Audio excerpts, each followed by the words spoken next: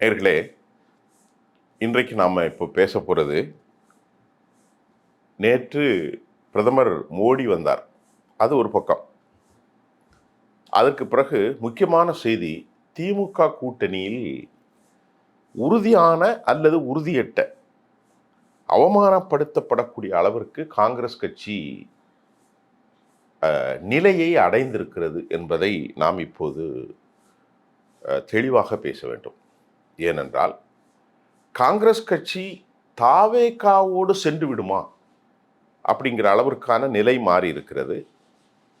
உண்மையிலே ஒரு அனலிட்டிக்கலான எக்ஸ்பர்ட்ஸுடைய கருத்துக்களை நான் உங்களுக்கு தரப்போகிறேன். இப்போ திராவிட முன்னேற்ற கழகம் ஒரு வலிமையான கூட்டணியை அமைத்திருப்பதும், நேற்று இந்திய பிரதமர் மோடி அவர்கள் வந்தால் அது வலிமை பெறுமா என்பதை தாண்டி, மேடை பேச்சுக்களை தாண்டி இயற்கையாக வாக்கு சிதறல் இல்லாமல் ஆளும் திராவிட முன்னேற்ற கழகம் தன் மீது இருக்கக்கூடிய ஏராளமான குறைபாடுகளை நிவர்த்தி செய்திருக்கிறார்கள். அதன் விளைவுதான் இரண்டு முக்கிய பார்ட்னர்கள், மையம் மற்றும் நம்முடைய தேமுதிகவுடைய பிரேமலதா விஜயகாந்த். ஆனால் காங்கிரஸ் கட்சி திராவிட முன்னேற்ற கழக தலைமையை மிகுந்த உதாசீனப்படுத்தி இருப்பதையும், இந்த உதாசீனத்தின் விளைவாக இனி இவர்கள் தேவையில்லை, அப்படி வந்தால் பார்க்கலாம் என்ற முடிவுக்கு திமுக வந்திருக்கிறது. நேற்று முன்தினம் உடன்படிக்கை முடிந்ததாகவே நாம் பேசியிருந்தோம். நம்முடைய செய்திகள் துல்லியமாக இருக்கும்.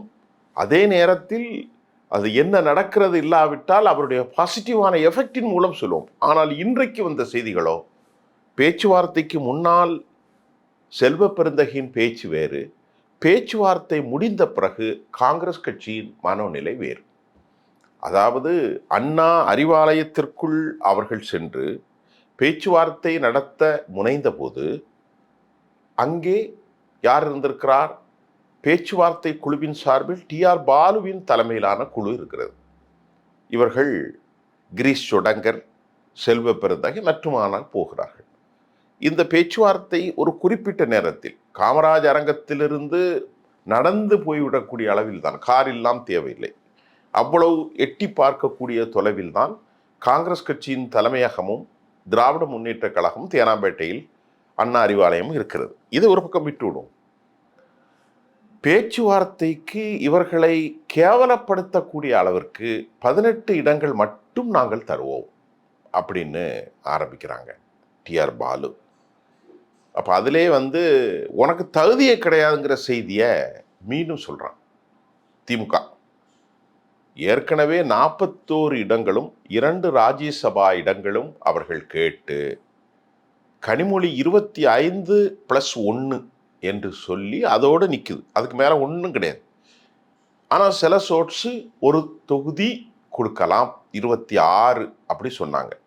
ஆனால் 25ற்கு மேல் இவர்களுக்கு கொடுக்க வழி இல்லை என்பதை திமுக சொன்ன பிறகு இவர்கள் அநேகமாக ஒரு 30 தொகுதிகளை நாம் பெற்றுக்கொள்ளலாம் என்ற அடிப்படையில் மத்திய தலைமையினுடைய ஒரு அறிவுறுத்தலின்படிதான் நேற்று போயிருக்கிறார்கள். ஆனால் அவர்கள் அவமானத்தை சந்தித்திருக்கிறார்கள். இந்த அவமானத்தின் விளைவு 18 தொகுதிகள் தான் உங்களுக்கு நாங்கள் தருவோம் அப்படின்னு திரு டிஆர் பாலு தலைமையிலான திமுக குழு சொல்லிட்டாங்க.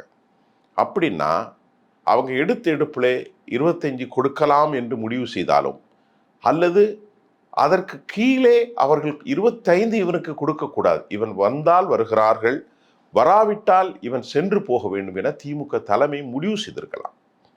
ஏனென்று சொன்னால், மணிக் தாக்கூர் போன்றவர்கள் மற்றும் பல காங்கிரஸார்களுடைய பேச்சு திமுகவுடைய மத்திய தலைமையை கடுமையான உச்சபட்ச கோபத்துக்கு கொண்டு சென்று விட்டதாகவும், விளைவு இவர்கள் அங்கிருந்து வெளியேறியவுடன் அதற்கு பிறகுதான் முதலமைச்சர் திரு ஸ்டாலின் அறிவாலயத்திற்குள் நுழைந்ததும் ஒட்டுமொத்த காங்கிரஸையும் அவமானப்படுத்தி கேவலப்படுத்துவதற்கு ஒப்பான செயலாக பார்க்கப்படுகின்றது.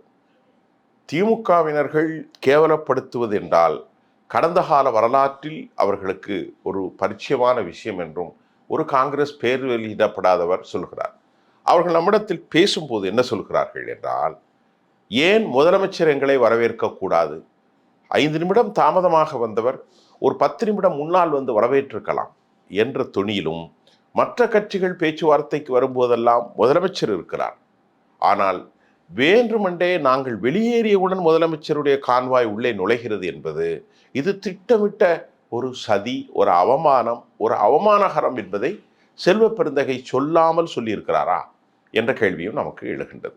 சரி, இப்ப அவர்களை 18க்கு மேல் எதுவும் சொல்லப்படாத நிலையில் அதற்கு பின்னால் அவர்கள் கேட்டது நிறைவேறியதா, மகிழ்ச்சிகரமாக ஜொடேங்கர் இருந்தாரா என்பது தெரியவில்லை. வெளியே வந்த பிறகு சில பல பேட்டிகளின் ஊடாக தாவேகா உடைய விவகாரத்தை ஜொடேகர் வந்து புகழாரம் சூட்டுகிறார். அவர்கள் ஒரு வல்லமையான ஒரு கட்சி, ஒரு வலுவான ஒரு கட்சி என்றெல்லாம் மத்திய பிரதிநிதி கிரீஸ் ஜொடேகர் புகழாரம் சூட்டுகிறார். இப்போது நமக்கு கிடைக்கின்ற விவகாரம், திமுக இவர்கள் இனி தேவையே இல்லை என்று முடிவு செய்திருக்கிறார்கள். தேவையே இல்லை என்றால் எஞ்சிய 25 தொகுதிகளில் 15 தொகுதிகளில் தமக்கு கிடைக்கும், தாங்கள் என்று கொள்ளலாம் 185.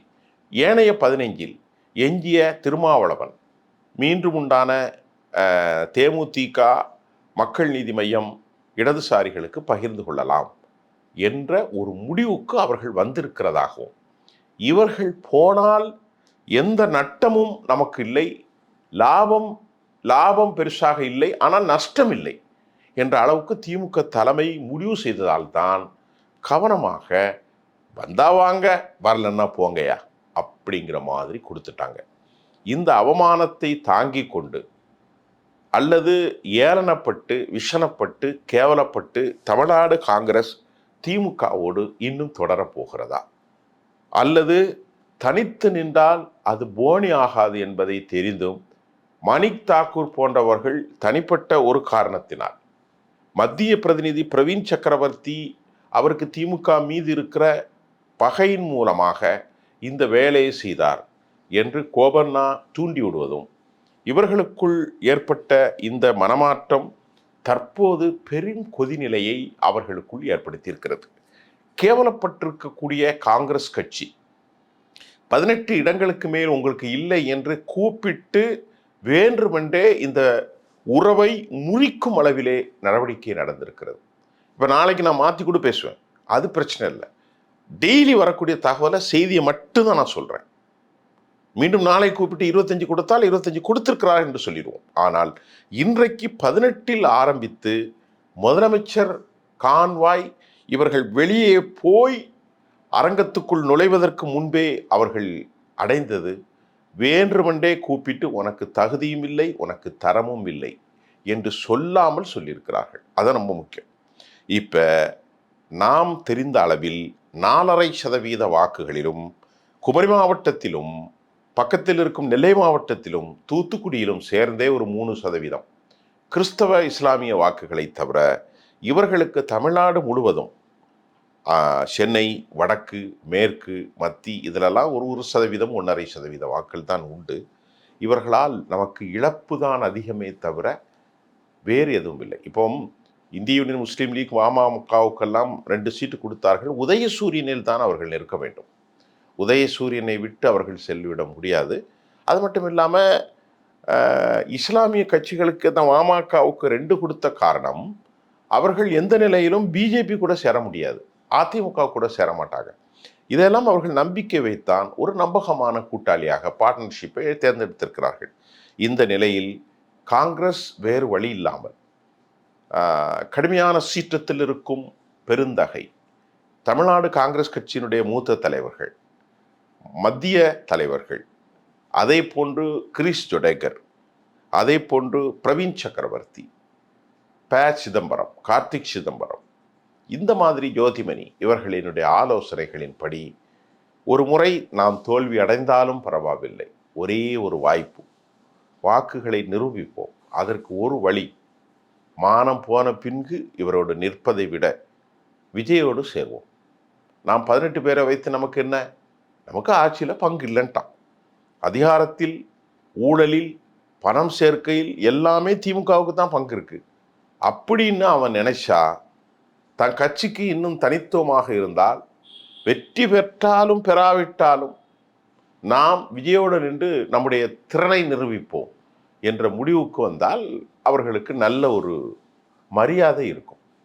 ஆனால் இங்கே மத்திய காங்கிரஸ் தலைமை அஞ்சுகிறது. 27, 28, 29 நாம மறுபடியும் கொஞ்சணும். தமிழ்நாட்டில் போய் நின்றா நமக்கு போனி ஆகாது. அதனால கொஞ்சம் அட்ஜஸ்ட் பண்ணுங்கப்பா அப்படின்னு சொல்லியிருக்கிறாங்க. முகத்தில் எச்சில் துப்பப்பட்ட பிறகும் நாஞ்சில் சம்பத் சொன்ன மாதிரி துடைத்து கொண்டு திமுகவில் சேர்க்க போகிறார்களா? இல்லை, நாங்கள் மானத்தோடு வாழ்வோம், ஒன்றும் ஜெயிக்காட்டான்னு பரவாயில்ல, தாவேக்கா என்ற புதிய 3வது சக்தியை உருவாக்கும் அப்படின்னு சொல்லி விஜயோடு சேரப்போகிறார்களா? அது மாதிரி தான் இப்போ நிலைமை இருக்கு. அடுத்த செய்தியில் இன்னும் அது மாறக்கூட செய்யலாம். நீ நேற்று இப்படி சொன்னு கேட்காதீங்க. இன்னைக்கு காலையில் உள்ள செய்தி. அடுத்த செய்தியில் உங்களை சந்திக்கிறேன். நன்றி.